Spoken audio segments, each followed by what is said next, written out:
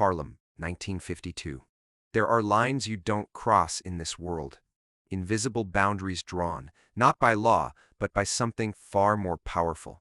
Respect, fear, and the understanding that certain people are untouchable. A Bronx enforcer named Vincent "Vinny" Chains Calabrese didn't understand those lines. He thought muscle and a surname connected to the Genovese family made him invincible. He thought threats were currency that could buy anything, even leverage against the most dangerous man in Harlem. He was wrong, and it took exactly 7 days for him to realize it. It started on a Tuesday afternoon, October 14, 1952, outside a small grocery store on 135th and Lenox Avenue. Bumpy Johnson's daughter, Ruthie, was 19 years old, studying at City College, trying to build a life separate from her father's world. She was buying vegetables for her mother when Vinny and 2 of his crew rolled up in a black Chrysler Imperial. They weren't there by accident. Vinny stepped out wearing a charcoal suit that cost more than most Harlem families made in 6 months, a gold watch catching the afternoon sun, a cruel smile playing at his lips.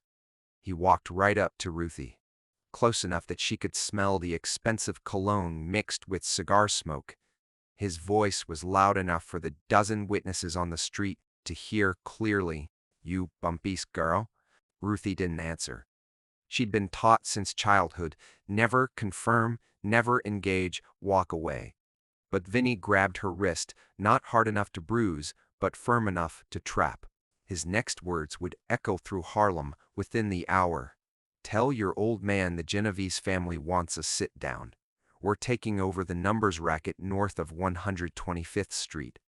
He can accept 20% of what he used to make. Or his pretty daughter here might have some unfortunate accidents. College girls, they walk home alone at night sometimes, don't they?" Then he released her wrist and walked back to his Chrysler, laughing with his crew like he'd just told the funniest joke in the world. He had no idea he'd just signed a death warrant. Not his own. Bumpy Johnson didn't work like that. But the death warrant for everything Vinny thought he'd built in the Bronx, the death of his reputation, the death of his crew's loyalty, the death of his future in New York City. The word reached Bumpy within 45 minutes. He was in his office above Small's Paradise, going over ledgers with his accountant, when Junie Bird burst through the door, out of breath, eyes wide. Junie was one of Bumpy's oldest friends, had been running errands and collecting intelligence since the 1930s. He'd never interrupted a meeting like this before. "Boss, we got a problem." Bumpy looked up slowly, setting down his pen with the careful precision that people who knew him understood meant danger was coming. He was 55 years old then, gray threading through his hair, lines deepening around his eyes, but his presence could still fill a room and empty it just as fast. He wore simple clothes that day, dark slacks, white shirt, suspenders, nothing flashy. Bumpy never needed flash. His reputation did all the talking. "What kind of problem?" Junie explained, words tumbling over each other, about Vinny Chains, about the threat, about Ruthie shaking hands when she'd call from a payphone, about the witnesses who'd heard every word, about the Bronx enforcer who thought he could leverage Bumpy Johnson's daughter like she was a poker chip. Bumpy's face didn't change. That's what scared Junie most. No anger, no fury, just cold, calculating stillness. When Bumpy finally spoke, his voice was quiet, almost conversational. "Get me everything on Vincent Calabrese. Where he lives, where he drinks, who he runs with, who he answers to, who his mother is, where his money comes from, what he ate for breakfast. I want to know this man better than he knows himself. How much time I got? 24 hours. Junie left. Bumpy sat in that office for 20 minutes without moving, hands folded on his desk, eyes fixed on something no one else could see. He was already planning, already positioning pieces, already 3 moves ahead. See, here's what Vinny Chains didn't understand about Bumpy Johnson. Bumpy had survived Dutch Schultz, Lucky Luciano, the Italian mob wars, 10 years in Alcatraz, and the shifting power dynamics of 5 decades in Harlem. He didn't survive by being the strongest or the most violent. He survived by being the smartest, by playing chess while everyone else played checkers, by understanding that true power isn't about what you do, it's about what you make other people do. Bumpy had a code, strict as any law. You didn't involve family, you didn't threaten children, you didn't bring the war to innocent people, just trying to live their lives. Vinny had broken all 3 rules in under 30 seconds, and for that there would be consequences. Not violence, not yet, something far more devastating. Isolation, exposure, the systematic destruction of everything Vinny thought protected him. By Wednesday morning, Bumpy knew everything. Vincent Calabrese, 32 years old, born in the Bronx to a seamstress mother and a father who died in the garment district. He'd clawed his way up through the Genovese organization by being willing to do things other people wouldn't. Breaking kneecaps, burning businesses, making threats. He ran a crew of 8 men, controlled a small piece of the Bronx numbers, game, and cleared about $15,000 a year after kicking up to his capos. He thought his connection to the Genovese name made him untouchable. He was about to learn different. Bumpy made his first move Wednesday afternoon. He didn't go to the Genovese family, not yet. Instead, he reached out to an old friend named Tommy Romano, a made man in the Genovese organization, who'd been doing quiet business with Bumpy since 1945. They met in a diner on the east side, neutral territory. Just 2 old men having coffee. "I got a problem with one of your boys," Bumpy said, stirring sugar into his cup with slow, deliberate movements. Tommy sighed. He was 63, old school, believed in rules and respect. "Vinny Chains. You heard. Everyone heard. The kid's an idiot." Tommy leaned back, studying Bumpy's face for signs of what was coming. "What do you need?" "Nothing yet. Just wanted you to know I'm handling this my way. No war, no bodies, no heat on your family, but that boy needs to learn a lesson, and I'm going to teach it." Tommy nodded slowly. "You got 48 hours before I gotta report this conversation up the chain. After that, people start asking questions I can't answer." "Won't take 48 hours. They shook hands. Bumpy left $3 on the table for a $1 coffee. Respect, always respect. Thursday morning, Bumpy made his second move. He started making phone calls to police captains on his payroll, to judges he'd helped elect, to newspaper reporters who owed him favors, to business owners in the Bronx who paid protection to Vinny's crew.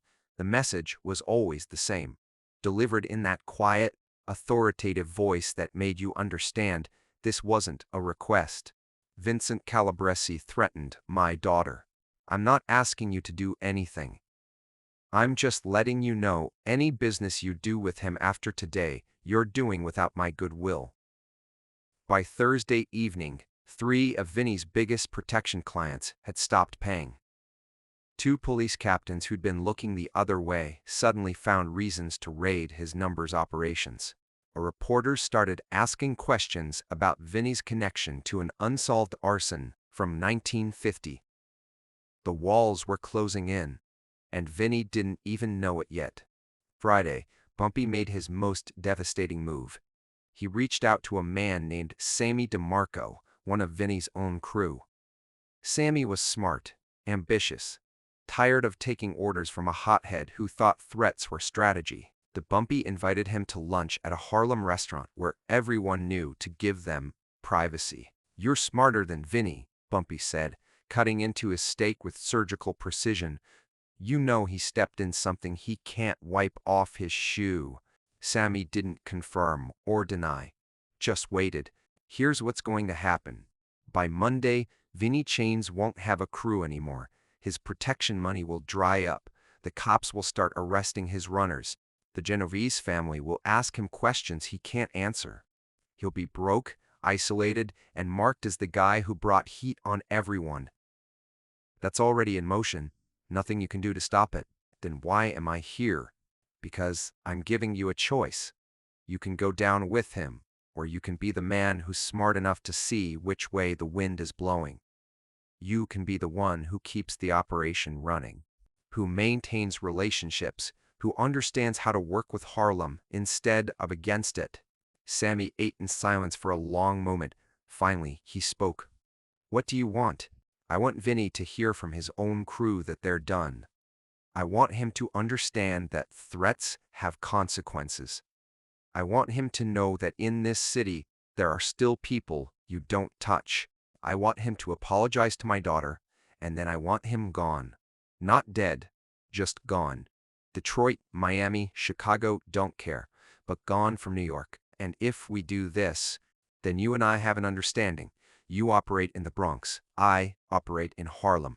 We respect boundaries. We don't involve family. We do business like professionals, not animals. Sammy extended his hand. They shook. The deal was made. Saturday morning, Vinny Chains woke up to find his world collapsing. Half his crew had stopped answering his calls. His biggest protection clients had told him they didn't need his services anymore. 2 of his numbers runners had been arrested, and word on the street was they were talking. The Genovese capos were asking to see him Monday morning, and nobody, not one person, could explain what was happening or why. By Saturday afternoon, Vinny understood. Sammy DeMarco came to his apartment in the Bronx, bringing what was left of the crew. 6 men, all of them looking at Vinny with eyes that no longer held respect or fear. Just calculation. The look men get when they're measuring whether someone is an asset or a liability. Sammy's voice was flat, emotionless. We got a problem, Vin. You threatened Bumpy Johnson's daughter. Do you understand what you did? Vinny's face went red. Bumpy Johnson, that old man doesn't run anything anymore. The Italians run this city now. Then why is our business falling apart? Why are cops suddenly raiding our spots? Why are the capos asking questions? Because Bumpy Johnson made 3 phone calls, and now you're toxic. Everyone you touch, you poison. So here's how this is going to work. You're going to apologize to Bumpy's daughter, you're going to leave New York, and we're going to stay here and clean up your mess. You can't do this. I'm connected. You're nothing. Sammy's voice was quiet now, deadly. You're the idiot who thought muscles mattered more than respect. You're the guy who broke every rule and thought your last name would protect you. It won't. You got until Monday morning to make this right, or the Genovese family will handle you themselves. And trust me, Bumpy Johnson's way is a lot more pleasant than theirs. Sunday morning, 7 days after he'd grabbed Ruthie's wrist outside that grocery store, Vincent Calabrese stood on a Harlem street corner looking like a ghost. His expensive suit was wrinkled. His gold watch was gone, sold to pay for the bus ticket he'd be taking to Detroit Tuesday morning. His crew was gone. His protection racket was gone. His reputation was gone. Everything he'd built over 10 years had evaporated in under a week. Ruthie Johnson walked out of her family's building with her mother. Vinny approached slowly, hands visible, non-threatening, looking at the ground like a beaten dog. His voice cracked when he spoke. Miss Johnson, I'm sorry. What I said, what I did, I'm sorry. It won't happen again. I'm leaving New York. Ruthie looked at him with the cold disdain you'd give a cockroach. She didn't speak, just nodded once. Then she walked past him like he didn't exist, because in Harlem, at that moment, he didn't. Bumpy Johnson watched from a window 3 stories up. He never came down, never confronted Vinny personally, didn't need to. The message had been delivered far more effectively than any beating or bullet could have accomplished. Vinny Chains left New York Tuesday morning and was never heard from again in the city. Sammy DeMarco ran the Bronx operation for another decade, working in deep, careful, respectful partnership with Bumpy until Bumpy's death in 1968. The Genovese family, when they finally heard the full story, nodded in quiet approval. Bumpy had handled it clean. No war, no bodies, no FBI attention. Just strategic pressure applied with surgical precision. The story spread through Harlem like wildfire. It became legend. Old-timers still tell it today about the enforcer who thought he could threaten Bumpy Johnson's daughter, and how 7 days later his own crew asked for a truce because they understood what Vinny never did. Power isn't about threats. It's about respect, intelligence, and the understanding that certain lines exist for a reason. Bumpy Johnson never spoke publicly about the incident. When reporters asked, he'd just smile that quiet smile and say, "I don't know what you're talking about. I'm just a businessman." But everyone in Harlem knew. Everyone in the Bronx knew. Everyone who mattered understood the lesson.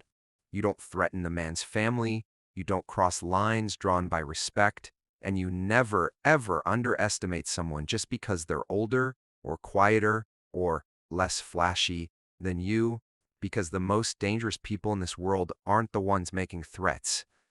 They're the ones making moves you don't see coming until your world is already ash. So here's the question I'll leave you with. In a world where power is measured by violence, where respect seems bought with fear, where threats are common currency, what does it mean that the most devastating victory came without a single punch thrown?